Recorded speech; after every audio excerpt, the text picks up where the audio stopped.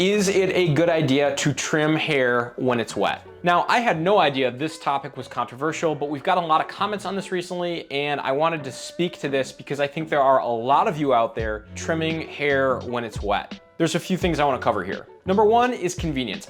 I think people do this because it's just super convenient to step into the shower, contained area, do all your trimming, and then just wash all the hairs away.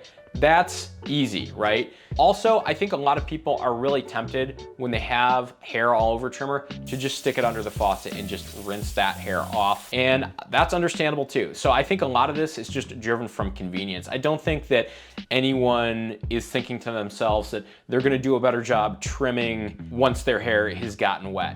If you've ever been to a barber, you will note that they never use clippers when your hair is wet. That's always done on dry hair, and that's for good reason. All right, so what are the problems with trimming hair when it's wet? Number one is that when you get your hair wet, it gets matted down to your skin. This is gonna be really bad for doing things like trimming longer beards and especially trimming body hair and pubic hair. The last thing you wanna do is dig that trimmer in harder to your skin to try and get that hair to lift up just so you can trim it. The other thing it's gonna do, it's gonna make your trim uneven. So some of those hairs that are just completely stuck down to your skin, they're not getting trimmed at all. You're passing that trimmer over, the hairs are matted down onto your skin, and then they're just not gonna get cut. By the time you go dry yourself off, you're gonna notice that there's a lot of hairs kind of sticking up here and there that you thought you trimmed. Also, your hair actually expands a little bit when it gets wet. Your hair actually sucks the water into it, and this makes it way harder on the clippers. So it's harder on the blade,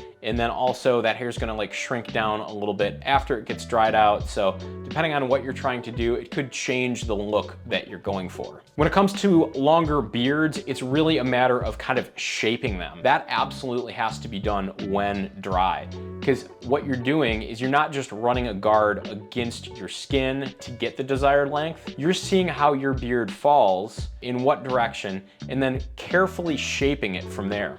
And this would be completely impossible to do when you're wet. I don't think anyone would ever attempt to do a beard trim when it's wet. This also goes for short beards too, although if your beard is short enough where you can just kind of run a guard over it and get the desired length, anything from moderate stubble to, medium-sized beards, a lot of times you can actually get away with trimming these when in the shower. If you did that, I would highly advise that you do have a mirror with you so you can see what you're doing. Again, you're still gonna get better results if you're trimming that hair when it's dry, but it's just gonna have to be a little bit of mess you're cleaning up afterwards. So if you absolutely need help containing the mess of trimming, do it in the shower.